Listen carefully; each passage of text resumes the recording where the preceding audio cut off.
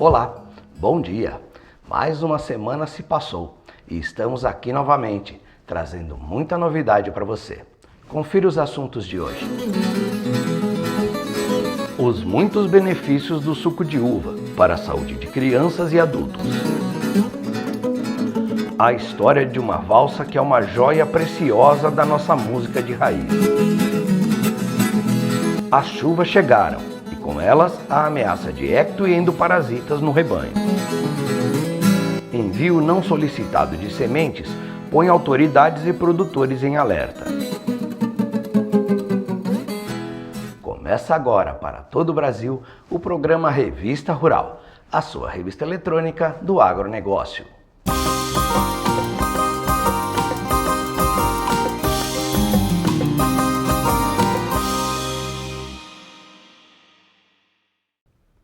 Aumenta a cada dia casos de sementes de origem desconhecida enviadas pelo correio aos brasileiros. Muita atenção, essas sementes podem pôr em risco as nossas lavouras.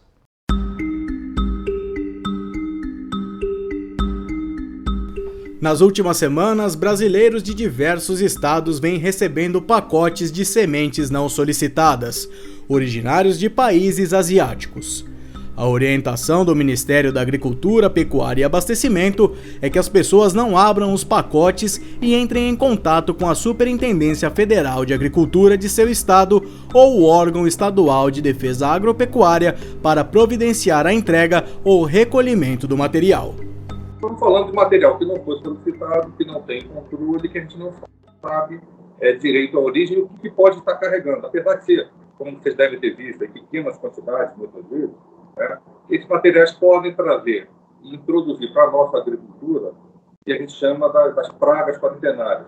Então, podem ser, inclusive as próprias sementes, plantas daninhas que são prejudiciais, que nós não temos aqui, que podem ter um impacto negativo na nossa agricultura. Podem introduzir fungos, introduzir outras doenças, como doenças bactérias, doenças por vírus. Quem receber esse material, ele não deve abrir, não deve manusear e procurar imediatamente ou uma unidade do Ministério da Agricultura. O Ministério tem as suas superintendências em todos os nossos estados e aqui também no Distrito Federal, ou procurar a Secretaria da Agricultura ou as agências de defesa dos estados. A importação de material de propagação vegetal, incluindo sementes e mudas, é controlada pelo MAPA e deve atender a requisitos de fitossanidade, qualidade e identidade. As regras estabelecidas se aplicam para qualquer modalidade de compra e aquisição, incluindo a compra eletrônica com entrega via remessa postal. É importante falar também que o Ministério faz um trabalho de barreira para a entrada desse material na Vigilância Agropecuária Internacional. Então, nós temos nos Correios em Curitiba, que centraliza esses pequenos pacotes no Brasil, um trabalho da Vigilância Agropecuária, da fiscalização do Ministério da Agricultura, e faz essa triagem, essa verificação. Para vocês terem uma ideia do número, só esse ano já foram identificadas 33.700 amostras dessas de sementes. Aí nós estamos falando desde a importação de semente irregular até essas não solicitadas.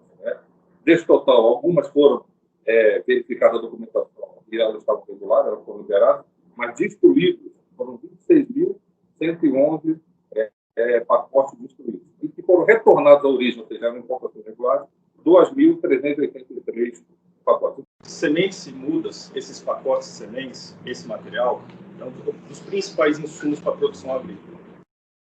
Ele é um insumo que mais tem carga regulatória no mundo e não é diferente no Brasil. Por quê? Porque o risco e o perigo iminente a esse produto é o mais alto que existe, comparado com grãos, com exportação de grãos, exportação de frutas. Então é por isso que é tão importante a sociedade entender o risco que nós corremos ao, involuntariamente ou voluntariamente, trazer esse material para a remessa postal.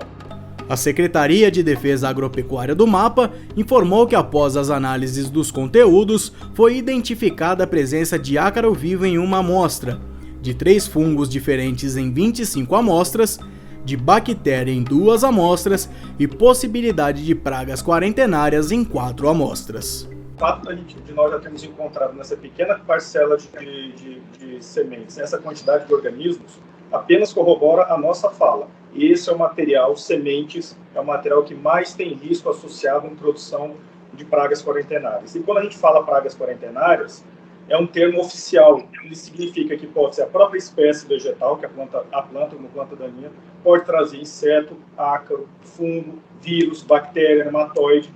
E a maior parte desses organismos não são visíveis a olho nu.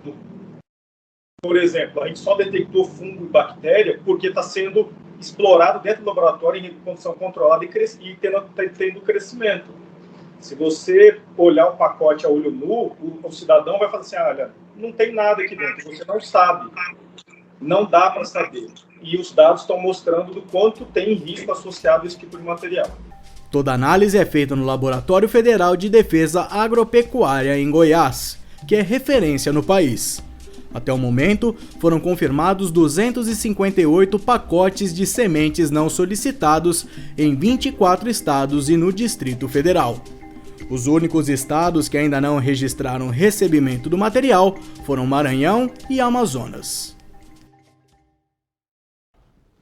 E vale uma recomendação. Caso vocês recebam um pacote com essas sementes, não abram, não plantem e também não joguem fora no lixo comum. Avisem as autoridades agrícolas mais próximas, eles saberão o que fazer.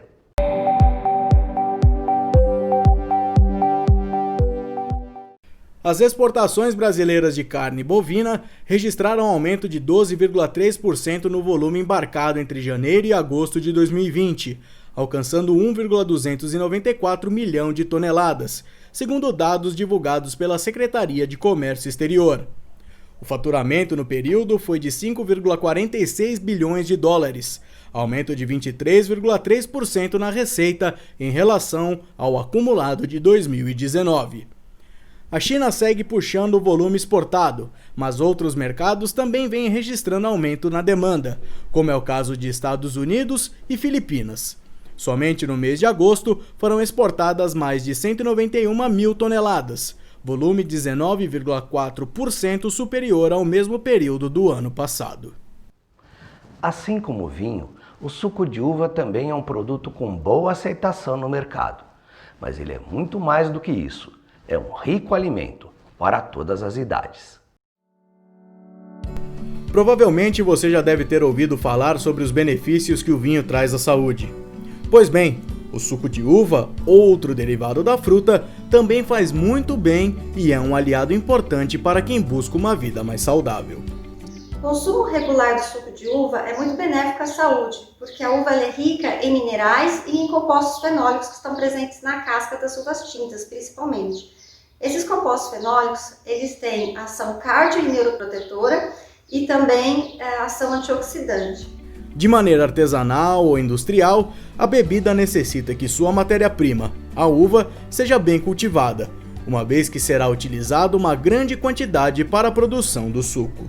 Para produzir uma garrafa dessa de 1 litro de suco, são necessários de 1,5 kg a 1,7 kg de uva. Dados de pesquisa realizada pelo Instituto Brasileiro do Vinho apontam que as vendas de suco de uva integral no Brasil dobraram no período entre 2008 e 2018, saltando de 123 milhões para 282 milhões de litros anuais.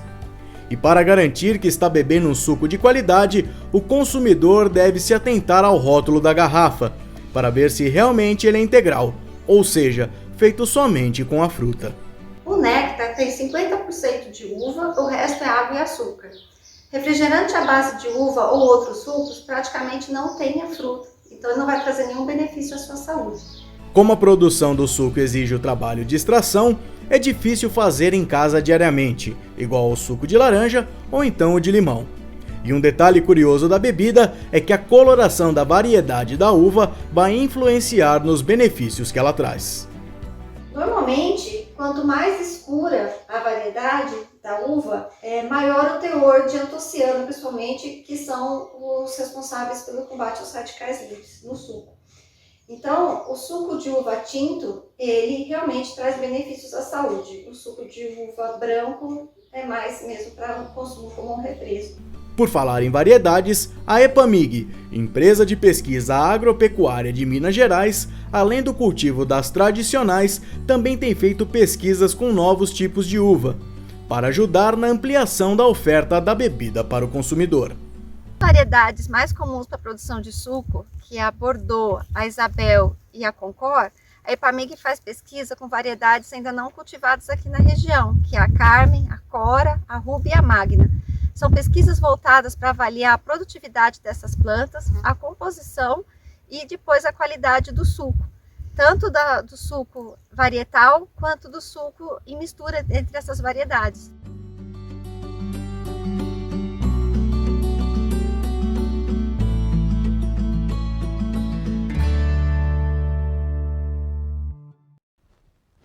Várias condições favoráveis ao mesmo tempo devem fazer da próxima safra a maior da nossa história, quebrando novos e expressivos recordes. De acordo com o primeiro levantamento da safra de grãos 2020-2021 divulgado pela Conab, a produção nacional está estimada em 268,7 milhões de toneladas, superando em cerca de 11 milhões o recorde da última safra. O estudo também aponta crescimento na área cultivada na ordem de 1,3%. A expectativa é que nesta safra o plantio ocupe cerca de 66,8 milhões de hectares, que corresponde a 879,5 mil hectares a mais. A gente caminha para uma das maiores safras agrícolas, para a maior safra agrícola da história brasileira. O mais importante dessa safra é que ela foi destacada pelo secretário César Calum. Ela é baseada no aumento de produtividade. Ou seja, o produtor brasileiro, que é hoje um empresário, que é o tomador de risco da atividade agrícola, está assumindo esse risco, fazendo uso e aderindo novas tecnologias de produção e, com isso, está gerando essa altíssima produção, com altíssima produtividade.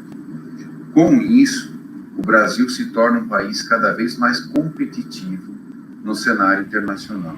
Entre as principais commodities, a produção de soja está estimada em 133,7 milhões de toneladas e mantém o Brasil como seu maior produtor mundial. Quanto ao milho, a colheita total deve atingir 105,2 milhões de toneladas, a maior da série histórica, com aumento de 2,6% sobre a anterior.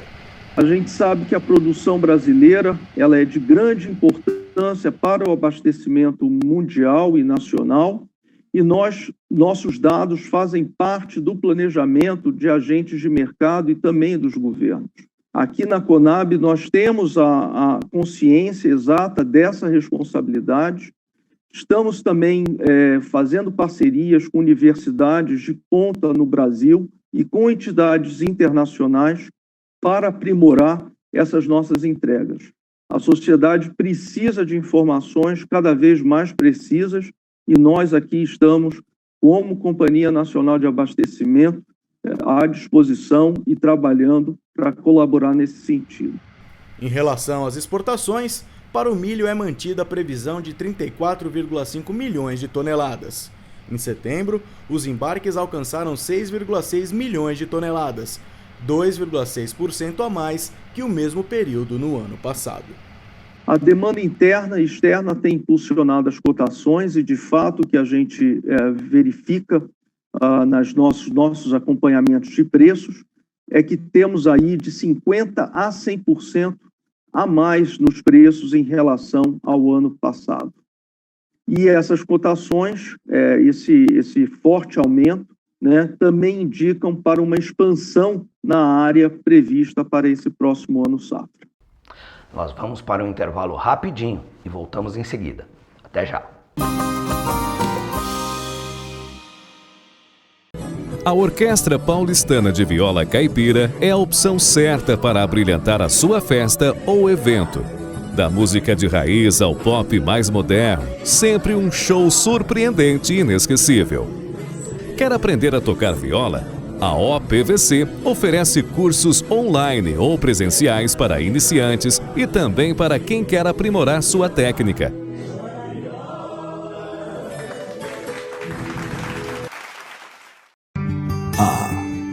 Dá orgulho ser produtor rural. Trabalho duro, faça chuva ou faça sol. Tirar da terra tudo o que ela tem de melhor, colocando comida no prato de todo brasileiro. Informação, nosso maior insumo. Revista Rural. Você precisa ler.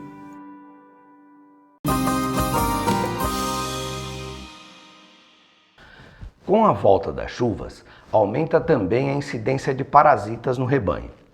O pecuarista deve estar atento e tomar todas as medidas para prevenir e combater este problema.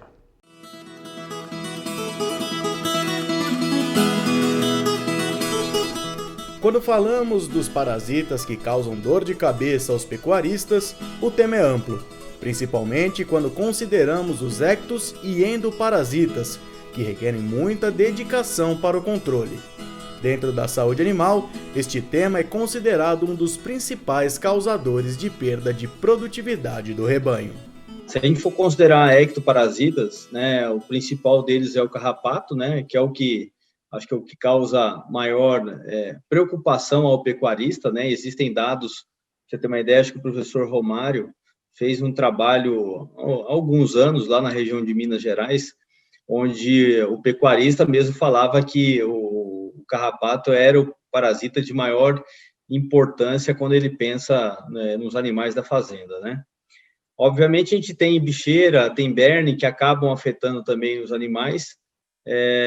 Agora, quando a gente vai para o lado de endoparasitas, né, que são os parasitas internos ou os vermes, aí é um pouquinho mais complexo. No caso da verminose, a ciência e os pesquisadores apontam que dos 14 bilhões de dólares que as parasitoses causam de prejuízos no Brasil, 7 bilhões são causados pelos vermes, ou seja, em termos de impacto financeiro, a verminose é mais problemática do que todas as outras somadas. A verminose, você não consegue, ela tem uma característica de ser uma infecção mista. Você tem vários tipos de parasita no Brasil, os principais são Hemoncus e Copéria, né? Mas você tem vários, é uma infecção mista.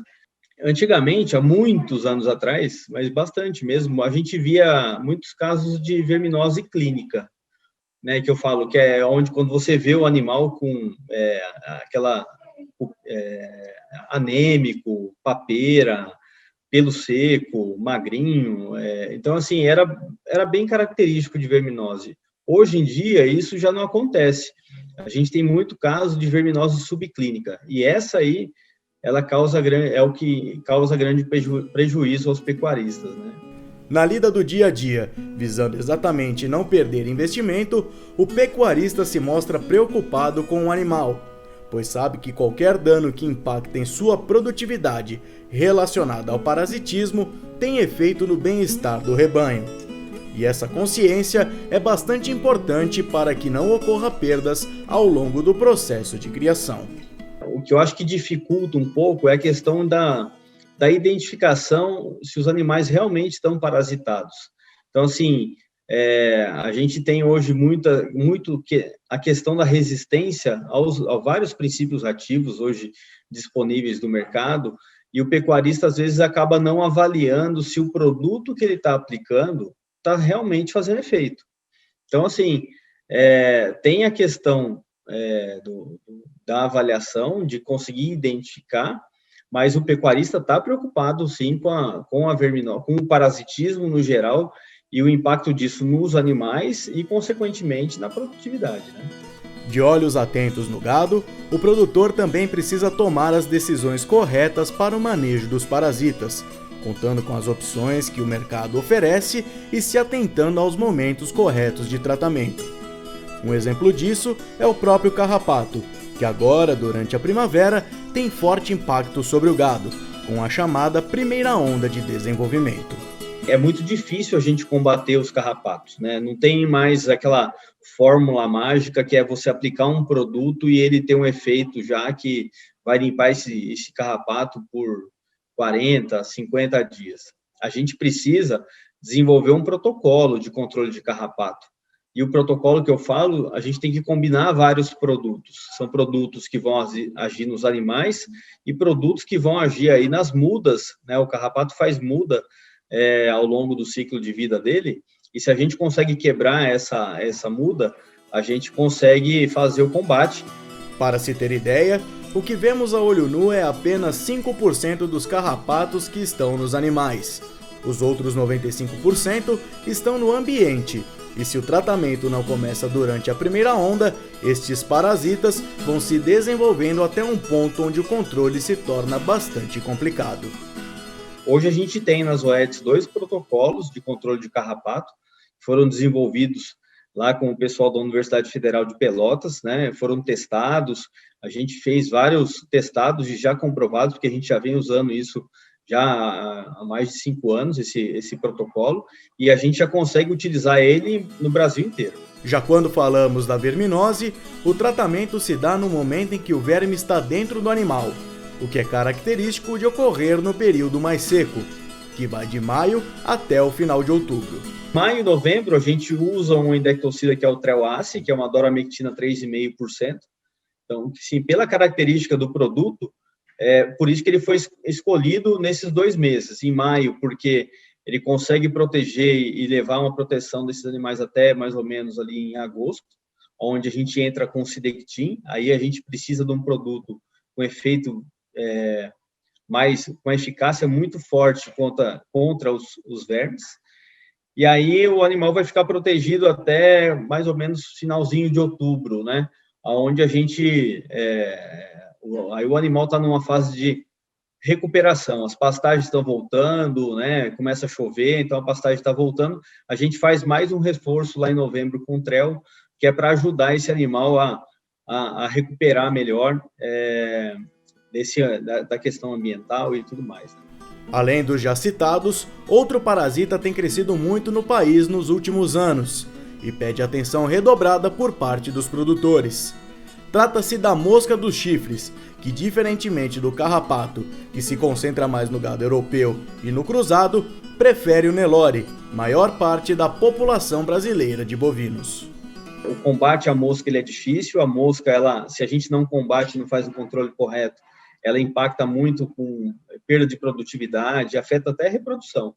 Então, hoje a gente usa muito o brinco mosquicida, a gente tem um brinco que é o Top Tag, protege praticamente 6 meses, que é toda a estação de moscas. Então, a gente tem várias tecnologias aí que a gente consegue fazer mão para auxiliar o pecuarista a ter uma produtividade ou manter a produtividade ou até mesmo melhorar, né? Depende do caso que a gente se depara. Além dos protocolos, o olho do homem do campo é quem também fará a pecuária crescer cada vez mais. E para Pablo, o setor está caminhando para uma direção a se aproximar muito da agricultura. Você não vê plantador de soja, o cara fazer o manejo dele, virar as costas e ir embora. O cara está sempre olhando. Na pecuária vai ser o mesmo caminho e quem está tendo sucesso é quem está fazendo um manejo muito rigoroso e acompanhando em cima.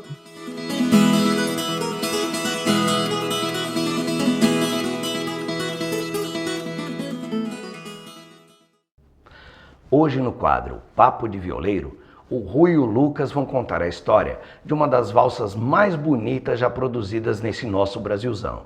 Então, preparem os ouvidos, que vem coisa muito boa por aí.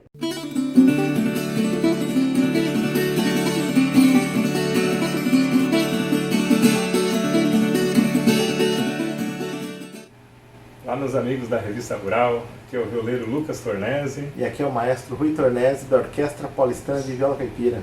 E hoje estamos aqui para falar de um dos maiores autores da música caipira, o grande Raul Torres. Que juntamente com o Florencio, né, fizeram uma história aí dentro da música caipira. Uma dupla tão afinada que os dois morreram no mesmo ano aí, 1970, né? Isso mesmo.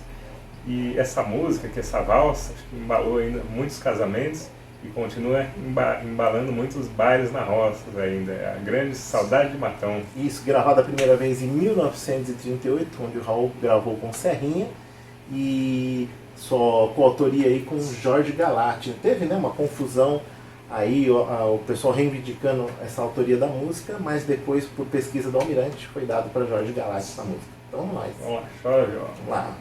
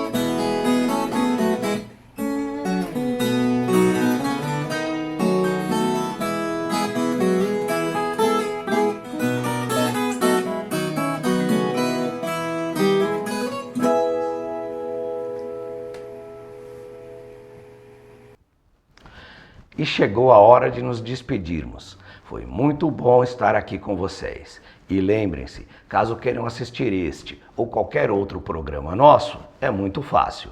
Basta acessar o nosso canal no YouTube. O endereço está aqui embaixo, combinado? Um forte abraço e até a próxima. Tchau!